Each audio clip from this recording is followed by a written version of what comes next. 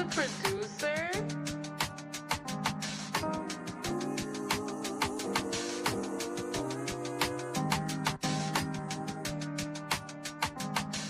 Hey. Look, the Sega days are coming soon. I'm just tired of waiting. And tears falling in my prayers. I've been crying for patience. I'm scarred. I gotta live the rest of my life with abrasions. You can't convince me that time isn't wasting. I feel like Hamilton the way I've been writing these pages. So you could call me, but you best be on time with the payments.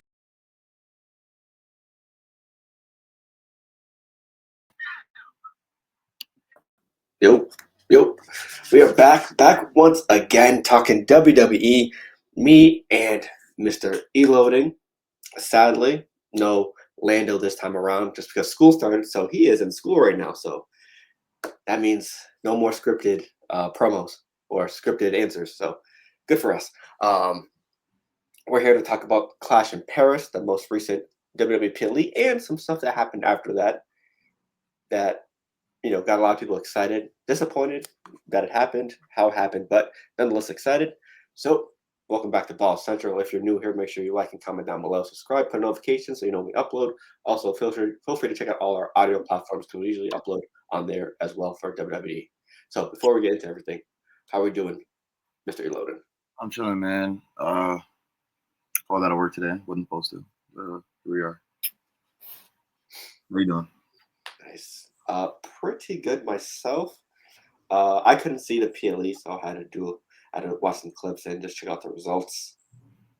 Also, as you may or may not know, if everyone's watching or listening, 2K came out. So me and Elijah's been grinding that religiously. So if you want to check out the gaming channel, got some clips over there for 2K related stuff, also Madden and other stuff. So feel free to check out the gaming channel. Also, obviously, some WWE stuff as well. So we're here to talk about the card and the aftermath of it and some breaking news that happened. Obviously leaked because everything is getting leaked. No, like Elijah said last week, last pod, the predictions, no surprise, no, it's always spoilers, etc., no kayfabe, etc. So we're going to talk about the card. First one up, I believe it was the opener. Roman defeats Bronson Reed. He gets his shoes back. I believe attacks Paul Heyman. But after the match, Braun and Bronson attack Roman, basically making him leave on a stretcher while Jey Uso walks him out. So, yeah, that was very interesting. I think you picked Bronson. I picked Roman because Bronson should be pushed over because obviously they're trying to be. No, I picked Roman. Oh, I thought you did pick Bronson. Sorry, I said Bronson should win to keep looking strong, but I know Roman's gonna win. Yeah. So now he's on a little hiatus. I don't know how long it's going to be. Maybe for Street Fighter. But before we even get into that, I just want to point out that Roman was at this PLE, and the WWE champion who wanted to be the champion, who was always there, he's turning into everything that he hated during these Roman promos, and he wasn't there. I think it just goes to show that once you become a bigger star, you can't really escape. Oh, I'm kind of dark right now. But once you become a bigger star, you kind of low-key cannot escape this Hollywood infusion in your career. That's true. Because he's again, let's point out that WWE is just a live-action soap opera. You feel me? You're all acting. So you get really good at this acting stuff, Hollywood is going to call you and you're going to act in Hollywood now. So, yeah, Cody, you're turning into everything that you hated. Everything that Roman said John was, Roman turned into that. Now, everything you said Roman was, now you're about to turn into that. Welcome to Hollywood, buddy. Guile, Street Fighter. That's who he's being. So the hair is going to be nasty. I already know it because I think he showed like a screenshot of it, like him with the hair in the shadow. So good luck to whatever that's going to be. I think Roman's. I don't know. I forgot who Roman is playing. Not Akuma. He's playing someone else in Street Fighter, so they're going to be moved together. So that's going to be very interesting to see how that dynamic works. But yeah, Roman's going to have some time off. It made Braun and Bronson look, nice, but in the long run, they should have won the match to try to build their credibility and start them up. So, I mean, It all depends. I feel like WWE's gonna miss some star power with Roman and Cody both out for a while now. Well, I don't know when Cody's coming back, but SmackDown's been missing some star power recently. So, but at the end of the day, Division is going to be the main storyline probably for WWE. So it's good to see at least Braun and Bronson in the long or end run or the final moments of their segment get over on Roman by jumping him. So I don't know. How do you feel about the match? It was fine. I think the catchers after the match were needed. Roman did need to get his hands on Heyman. I'm glad he finally did. As far as the Braun and Bronson thing, like I kind of figured some antics would happen after the match, after the win. Shout out Roman for signing the shoes and just throwing them into the crowd. Giving some people some memorabilia. Also, other than that though, it's your classic WWE segment, and it's kind of why Raw has been very boring. It's been very predictable over the last few weeks, months. It's starting to get to a point where you need to pivot to other storylines, something else. But I get what they're doing. You don't want to progress the story too far, except at the PLE because that's what it's for. But like, we need bigger twists and turns instead of the same thing. Because what's been happening on Raw is that Roman's been popping out, fighting Bronson and Braun and Seth, and then all of a sudden the numbers game gets too much for him. He can't do it, and then they jump him, and it's like we've been seeing that already. So like, what else are we gonna get out of this story? Yeah, and it's been the same with the World Heavyweight title picture as well. With before the Fatal 4-Way, Jay or LA or CM Punk have a match. Everyone in the division gets involved in the Fatal 4-Way. That was happening for the last month, like repeatedly in the main event, and like you said, just got the same recycled stuff. So, I think the thing that's lacking, like, there's no storytelling with it. Like, I get, Seth Rollins' turn, I get Heyman's alignment, but it's like there's no storytelling within the dynamic of Braun, Bronson, and Seth.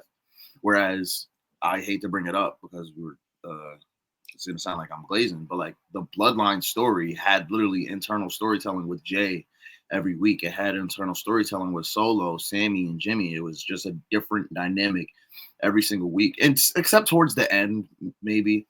But it was something going on within the faction all the time as to why the story was progressing. So like, I think that's what's lacking right now, and I don't know. I'm interested to see how they move forward. Yeah, because I just feel like the Bloodline was probably the biggest storyline for a while, and I feel like they're trying to mimic it with maybe the Judgment Day and the Vision to try to get the same success they got off of it. But it's hard to do something we've seen it already, sort of. Even the Judgment Day had internal, something going on, whereas the Vision they have nothing. They don't even have backstage segments for real. So like I said, we just got to get somewhere else with it. I know that the World Heavyweight Championship is turning into a Seth and CM Punk fight, but they fought all of 2024. Or what was it, whenever Punk got hurt.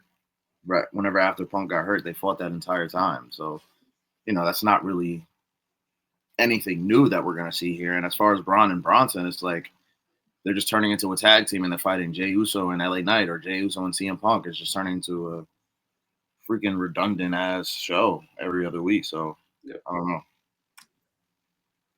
Okay, we'll see how that turns out. Next up, Wide 6. This was added, I believe, Friday night. Yeah. During SmackDown, because we had 5 matches before. Because if you check the previous show we did, we gave our prediction for 5 matches. That was like Wednesday, but then this match was announced on Friday Night SmackDown. Wide 6 versus Street Profits for the Tag Team Championships, and the Wide 6 prevail, keeping their titles. And once again, when the Street Profits lose, we get are they going to break up? How should they break up? Are they going to move forward past this? Because they've been in the same cycle of the tag team titles and then them rumored to be breaking up, etc., etc. Which it'll be hard to tell the story because people want them to break up and someone turn heel, but I guess that's the expected thing because everyone does that. Every tag team does that. Apparently, someone turns heel, or they could go their separate ways just on different shows and still be cool. So, I mean, that's what they ended up doing with Big E, so I wouldn't be surprised if that's how they went about it. Because they drafted New Day to Raw, and then they drafted Big E to SmackDown. That's how they went about breaking up the New Day. They didn't have to be a fight or anything. That's just what it turned into. So I wouldn't be surprised if that's how they went about breaking up the Street Profits. I feel like it would be the better way to go, solely off the fact that Ford doesn't need to be a heel to thrive. Neither does Dawkins. So yeah, I wouldn't be upset if they went about it that way. I wouldn't be surprised if they went about it that way. That would just, I think, be the right way to go. I also don't think that they do plan on breaking up the Street Profits anytime soon. I think that's the biggest issue that people aren't realizing. Everybody wants them to break up, but I don't think WWE has plans of breaking them up. So there's that.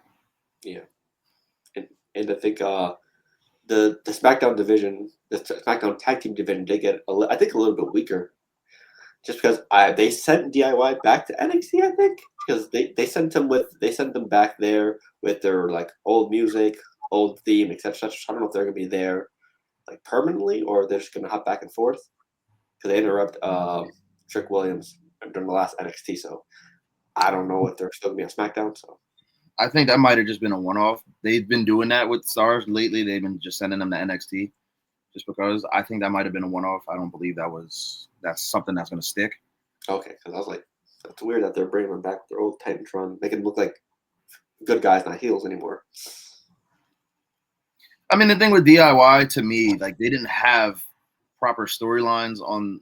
They had the what's it called stuff, the MCMG stuff, which was good. Yeah. But they didn't have proper storylines past that, which kind of, I think, killed their momentum past the tag team championships. So, it's kind of hard to build a tag team when you don't have them doing anything. For example, Kaden and Katana, I think were the KC Squared or whatever their tag team was.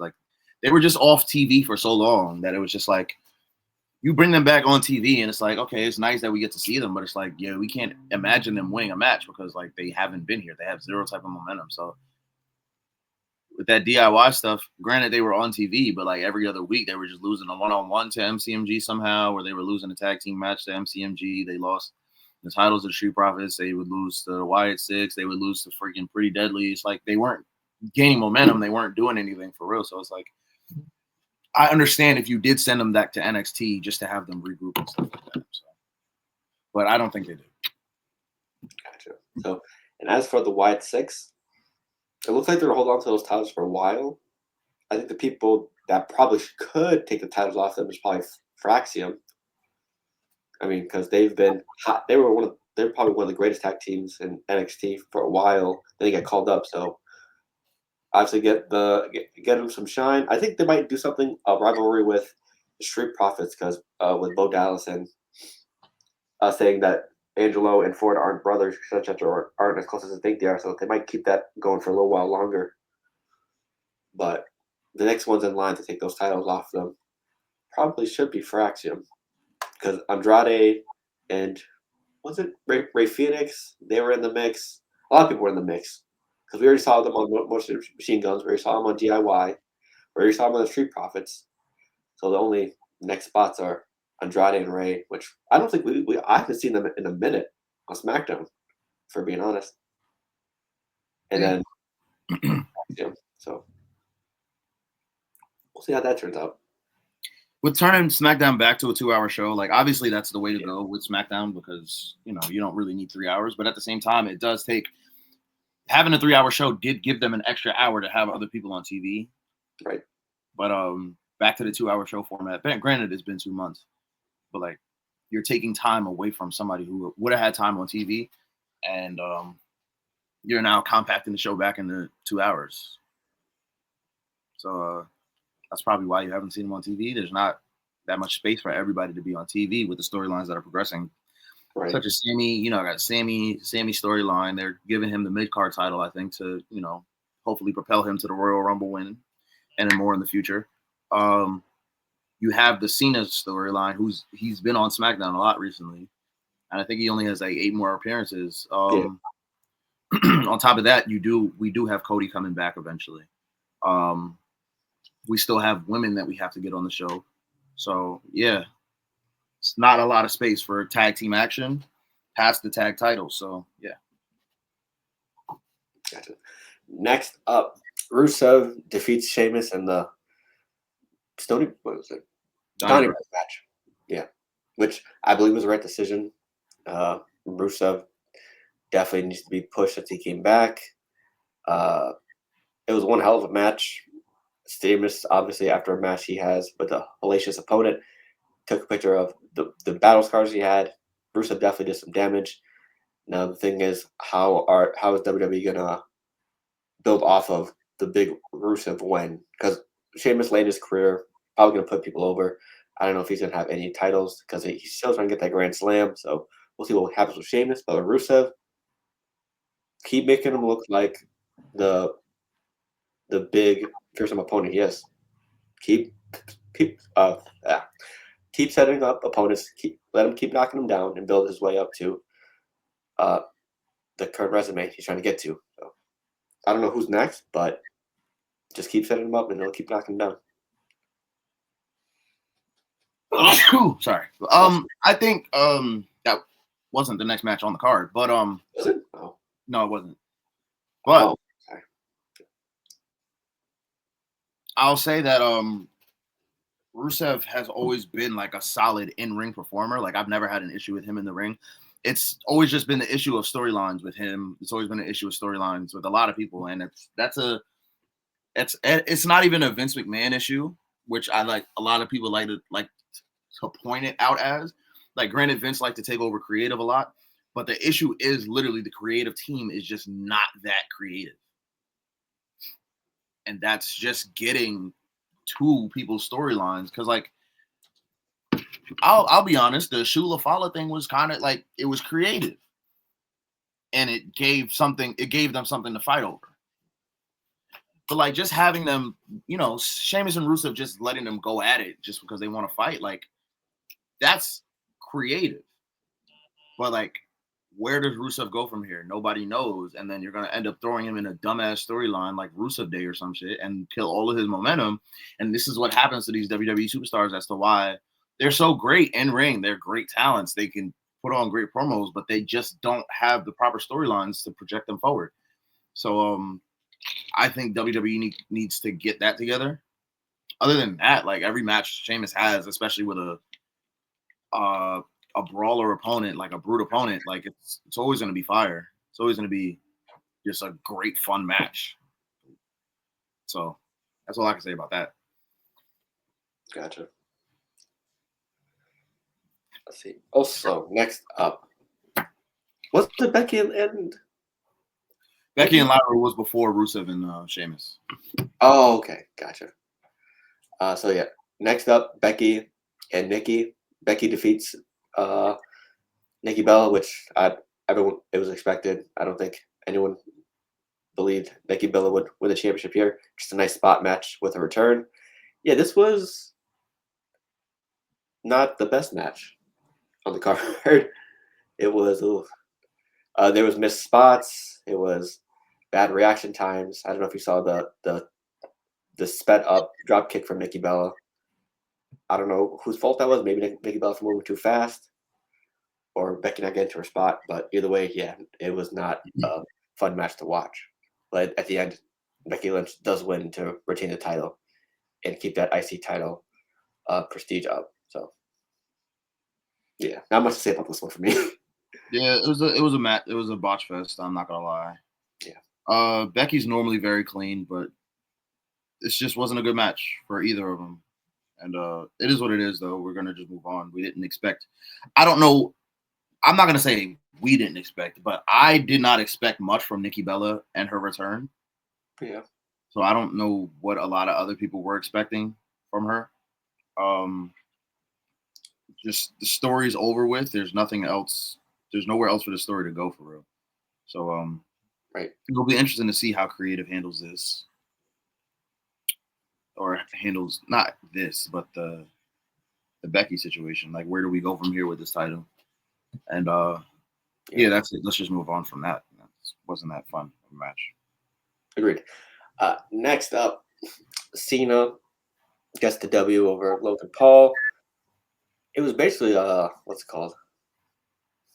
It was basically Cena doing a lot of moves that he was performed on him by previous opponents. We saw a Styles Clash. We saw a lot of different move sets from his. Basically, it was a homage match. It looked like for me. Logan Paul did great selling a lot of moves. He also did a pretty good job in the match, like he always does. I mean, a lot of people love to hate on Logan Paul because he's Logan Paul, but the talent he has in the ring, hard to deny there. You can hate him as a person, but you can't say he's not a good or even decent WWE superstar. But it was just a nice homage match for Cena. Doing a lot of former moves. I like that. Cena came out in an interview and he said that this match was literally just to pay homage to a lot of the people that that he won't be able to have feuds with, because he only has 8 appearances left, and I know 8 of those appearances are not going to be 8 matches. So yeah, it was nice to see him do that. It also just goes to show, for me, though, what I took out of it is that Logan will be able to work with a lot of these superstars because he's able to take the Styles Clash. I think he's already worked with AJ. But still, he's able to take the Styles Clash. He's able to take the Tornado DDT properly. He's able to take splashes. He's able, like, Logan, he's really showing how good of a worker he is in the ring.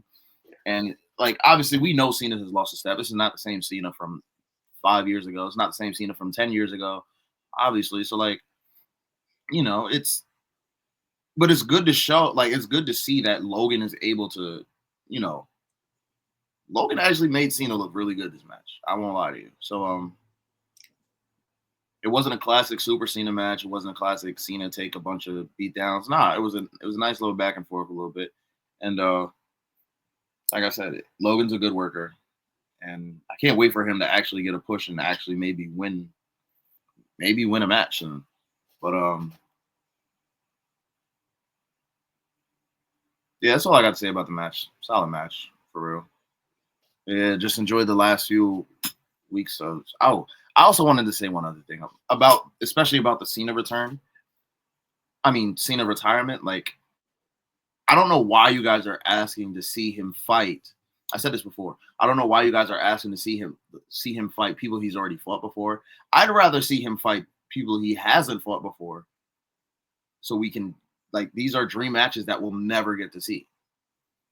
Like, I don't want to sit here and be like, damn, what if Cena fought Logan Paul? What would have happened? Oh, damn, what if Cena fought Carmelo Hayes? Like, what would have happened? Like, no, I want to see him actually fight them. I don't want to see him go back and forth with The Miz. I don't want to see him go back and forth with Randy Orton. I don't want to see him go back and forth with CM Punk. I saw it already. Yeah. Let me see something. Yeah. Yeah. So, yeah, that's all I got to say about that. Yeah. For me, I like a mix of both. Like, it'd be nice to see him go against Carmelo Hayes because they're both people from Massachusetts, and obviously new era, old era, etc. But also just to see one more match between him and Punk or him and Randy would also be nice. It's like good balance. But obviously with 8 appearances left, you can only do so much. So obviously one of them is probably going to be an appearance with Brock Lesnar. So yeah, not a lot of opponents and 8 matches left. Who knows who's going to be his last match? It's all up for speculation for now. So hey, we'll see how it turns out. Hopefully it's a nice balance. Yeah. Let's see. And the last match of the night, Seth Rollins retains with Braun and Bronson banned from the arena after the Roman match. Becky Lynch comes in to help, obviously screwing over CM Punk in the process. And then Monday Night Raw after that, Becky Lynch puts her hands on CM Punk, and CM Punk alluding to, you're going to regret touching him, etc. So all of that, and then obviously the news breaking out of a potential return. Leaked, obviously not from actual WWE people. So, I mean, obviously we knew Seth was going to win. I'm surprised Becky Lynch got in there. I didn't know she was going to be involved because after Braun and Bronson got banned, I thought it was going to be maybe some creative way that Paul Heyman gets involved. Oh no, he got sent out of the thing, but some type of creative way that Braun and Bronson could get back without the ref seeing them. So it was a nice little ending, because obviously CM Punk gets screwed over once again as part of the whole Seth and CM Punk storyline. No CM Punk happiness as long as Seth is around. So it was a nice little twist. For me, I'm not surprised that Becky did get involved. I like how they played into this whole family hates you. Yep. I like how they played into that. Obviously, no CM Punk happiness while Seth Rollins is around, but yeah, I like how they played Becky into it just because, and maybe they end up bringing Becky into the vision somehow, but yeah, it was I think it was tasteful how they did it. I'll just say that again, the storyline is not progressing anywhere because we've already seen them fight. So like it's like where are we going from here?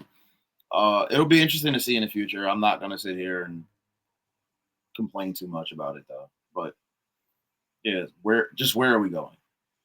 well, And obviously I think we're getting to the AJ return. I think we're getting to the mixed tag match, which is another thing where Seth and Becky have already done this. Baron Corbin and freaking Carmella. I think it was Carmella. I don't remember. We've already seen this mixed tag stuff, but I mean, it'll be nice to get AJ back, even if it's just a one-off. But yeah. Did you see the WWE shop leak? I don't know if that was a true leak or not, but I don't know if they like actually messed up and said that. Well, that was the where I saw it was the Wrestle Ops page. Yeah. Where they are kind of accurate with their stuff. So I'm not, like I said, I don't want to sit here and speculate too much on it. Yeah. Because I kind of just want to see a good return. I just want to see a good matches. But yeah. Yeah, that's all I got for that. True. Like you said, with all the leaks and stuff, it takes out the surprise and all the excitement of them actually returning. So everyone's expecting AJ Lee on Friday or very soon. So yeah, stuff like that is tough. Yeah, it takes a lot of fun out of it. And there's not much for us as fans now to expect because y'all sat here and leaked everything. So yeah, I guess we're getting. They said that we're supposed to be getting AJ's return match at WrestlePalooza in December. So like again, there was just no reason to leak that. There's no reason to like just let the returns happen. We don't. I'd rather a whole bunch of speculation instead of an actual leak. I agree. But hey, we'll drop once that WrestlePalooza card finalizes, and I think I'll probably go live for that one. So I'll probably do a watch party because I couldn't do it for Cost Paris because I was at the fair on that Sunday, so wasn't able to watch it. So probably definitely will be going live for that watch party for WrestlePalooza, the first one on ESPN. So it's gonna be interesting to see how they incorporated, like how people's bang for their bucks is gonna go for that first PLE. So yeah, the Peacock era is now done for PLEs. Now it's on to ESPN. We'll see how it goes. It's gonna be an indie, so we probably will see Pat McAfee and maybe Tyrese Halliburton if he's not rehabbing. So hey, anything else? Last thoughts? Anything before we head out? I don't have any other thoughts on WWE and its product right now. It's just I know that we're headed to the ESPN era. I'm trying to. We'll see what happens. But like I know they like to have a nice big show out for the first show for whatever because that's what they did for Netflix, and then Raw just slowly but surely just got watered down again.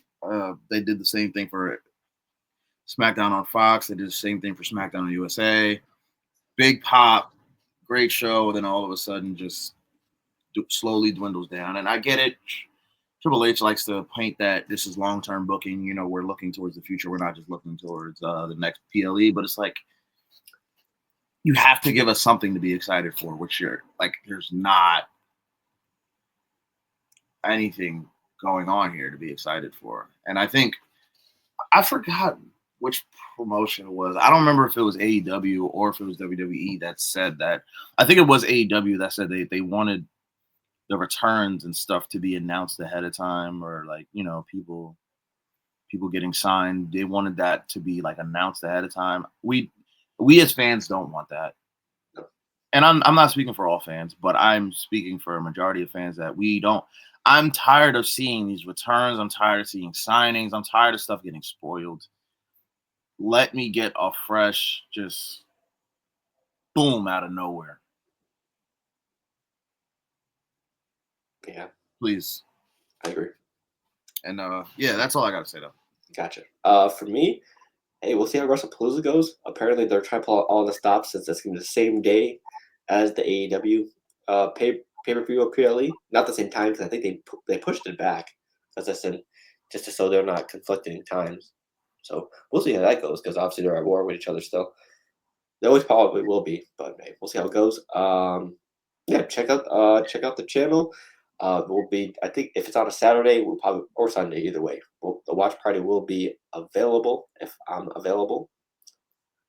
Like and comment down below. Subscribe, put notifications so you know when we go live or when we upload. Check out the gaming channel, a lot of WWE and gaming content's on there, NBA, NFL. Maybe not baseball anymore because I'm mad at baseball. Maybe it's time to hang up the cleats. I tried for 3 years, but yeah, sometimes I'll just leave baseball to Elijah and TJ. They got it. They're better than I am, so yeah. So yeah. Did you play baseball when you were younger? No. Okay, so that's probably why. Because I was terrified of baseball, actually. Yeah, no, we actually played. Yeah, because I played with my cousin once. First pitch, beat in the head. So never touched the baseball again. Maybe that's why. Is what it is. Yeah, played every other sport but baseball.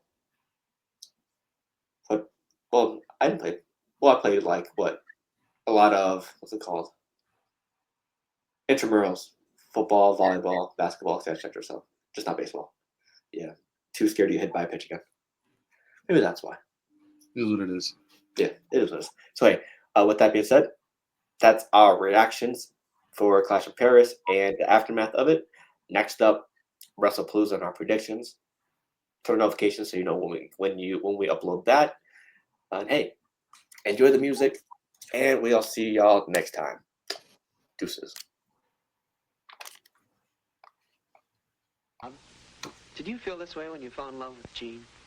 Oh, look. I've felt that way lots of times.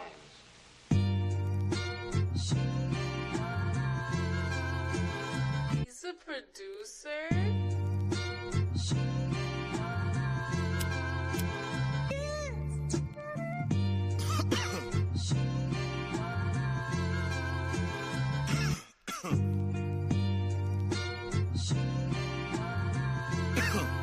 Hey, I'm looking